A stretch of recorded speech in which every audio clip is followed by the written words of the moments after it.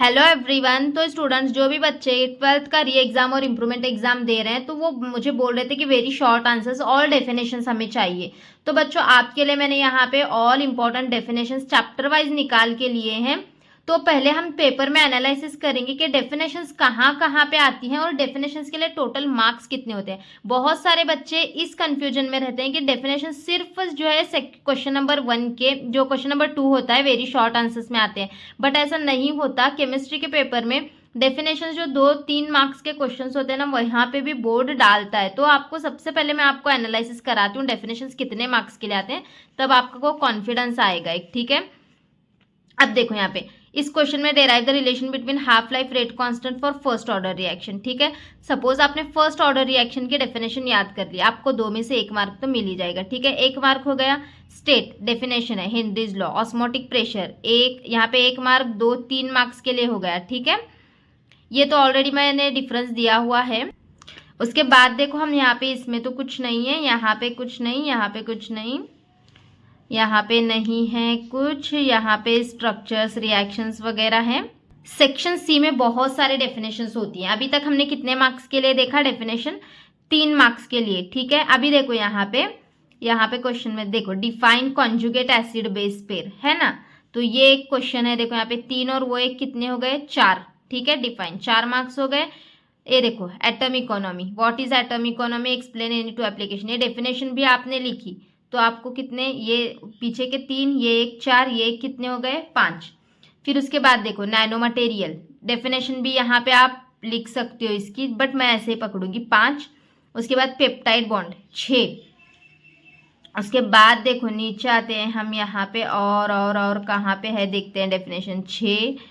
6 हो गए। हाँ, उसके बाद यहाँ पे तो यहाँ पे नहीं है, यहाँ पे नहीं है, ये रिएक्शंस में मैंने दिया है ऑलरेडी। 6 देखो define zero order reaction 7 marks के लिए हो गया। फिर उसके बाद ओवरऑल रिएक्शन ये तो नहीं है 7। ये देखो mention the types of polymers, आपने पॉलीमर्स की डेफिनेशन भी याद कर ली तो यहाँ पे 1 मार्क आपको मिल जाएगा। 8। इस तरीके से आपको कुछ भी उससे रिलेटेड दिखाना तो आपको डेफिनेशन याद होगी तो डेफिनेशन लिख देना है। 8 हो गए। अब यहाँ पे देखो एंट्रोपी का आया है 8, यहाँ पे एंट्रोपी की डेफिनेशन भी आप लिख दोगे तो भी 1 मार्क आपको यहाँ पे दे देंगे। 9। फिर उसके बाद देखो यहाँ पे और आते हैं नीचे, ये देखो डिफाइन यूनिट सेल 10। फिर उसके बाद देखो यहाँ पे, हाँ हो गया, मतलब कि 10 मार्क्स तक आपको डेफिनेशंस देखने को मिलेंगी पेपर में आपके। तो यहाँ पे देखो चलो हम देखते हैं। सबसे पहले देखो आपको आप क्या कर सकते हो, एक काम कर सकते हो, जो भी मैं यहाँ पे ये दे रही हूँ अब आंसर्स के लिए आप क्या कर सकते हो, आप मैं जो यहाँ पे दिखा रही हूँ उसका स्क्रीनशॉट लो। स्क्रीनशॉट लेके आप डायरेक्ट गूगल पे जाओ, वो स्क्रीनशॉट को डालो और आंसर्स करके डालो 2-2 लाइन में, वेरी शॉर्ट आंसर्स करके डालो 2-2 लाइन में, सब डेफिनेशंस आ जाएंगी। या फिर चैट जीपीटी का भी आप यूज कर सकते हो, बट गूगल से भी ले लोगे तो चलेगा। ठीक है, ये डेफिनेशंस ही हैं, आप इसको लिख सकते हो। तो डाईमैग्नेटिक सब्सटेंस की definition, crystal defect, coordination number, ionic solid, covalent solid, unit cell, P type and N type semiconductor, ये डेफिनेशंस आपको चैप्टर नंबर 1 में से आपको करना है। उसके बाद चैप्टर नंबर 2 में अगर हम देखेंगे तो ऑस्मोसिस की definition, Henry's law, osmotic pressure, freezing point, dissociation constant, ये जो है ना आपको ये फ्रीजिंग पॉइंट, यहाँ तक चैप्टर नंबर 2 के डेफिनेशंस है। ये डिसोसिएशन कांस्टेंट ये चैप्टर नंबर 3 का क्वेश्चन है। ठीक है, और इसमें से ओस्टलैंड डाइल्यूशन लॉ भी आपको कंपलसरी करके रखना है चैप्टर नंबर 3 में। ये first law of thermodynamic, enthalpy of vaporization, second law of thermodynamic, ये चैप्टर नंबर 4 में के हैं तीनों डेफिनेशंस।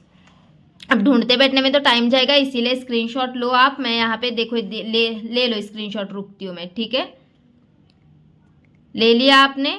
चलो अभी आगे यहाँ पे जाते हैं, तो अब यहाँ का स्क्रीनशॉट ले सकते हो आप। अभी चलो यहाँ से ले लिया ना, अब यहाँ से देखो ये जो है ना ये यहाँ से ये resistivity, reference electrode, molar conductivity और इलेक्ट्रोमोटिव सीरीज, ये चैप्टर नंबर 5 के हैं। ठीक है, स्क्रीनशॉट ले लो। ओके, ले लिया। Order reaction, rate determining step और जीरो ऑर्डर रिएक्शंस, ये जो है ना चैप्टर नंबर 6 के डेफिनेशंस हैं। ठीक है, यहाँ तक आपने स्क्रीनशॉट ले लिया होगा। अब उसके बाद देखो ये चैप्टर नंबर 7 और 8 में से हैं ये यहाँ पे कैलिगन्स, उसके बाद इंटरहैलोजन कंपाउंड, ये बहुत इंपॉर्टेंट है। ये दोनों बहुत ज़्यादा इंपॉर्टेंट है ये डेफिनेशन।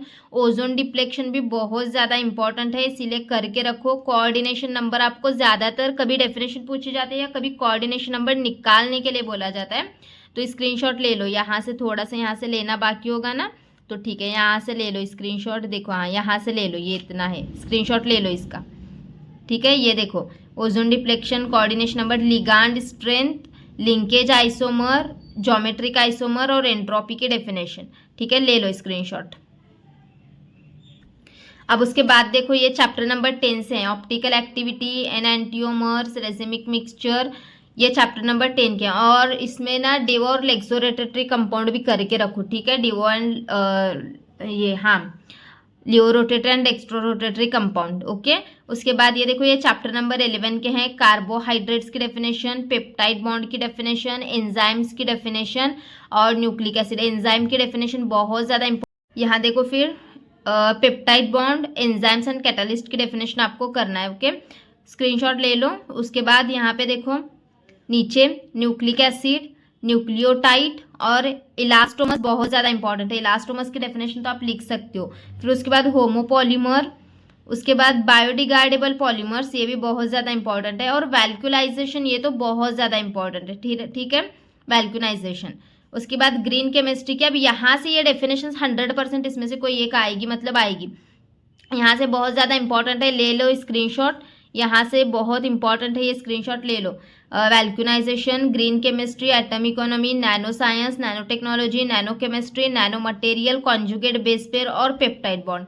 इसमें से एक क्वेश्चन आएगा ही आएगा। ये बहुत इंपॉर्टेंट डेफिनेशन है, यहाँ से ये इंपॉर्टेंट है बहुत ज़्यादा। ठीक है, तो ये कर लेना। और अब एमसीक्यू का जो है नेक्स्ट वीडियो में बताती हूँ क्या क्या करना है एमसीक्यूज का। तो अभी आप आई होप के स्टडी अच्छे से कर रहे होंगे। कुछ भी डाउट होगा तो यहाँ पे आप मुझे कमेंट सेक्शन में पूछ सकते हो। और स्ट्रक्चर्स वगैरह करके रखो अच्छे, सल्फ्यूरिक एसिड का, फिर थियोसल्फ्यूरिक एसिड का वगैरह स्ट्रक्चर्स वगैरह करके रखना। ओके, तो चलो बच्चों फिर मिलते हैं नेक्स्ट वीडियो में। Bye bye.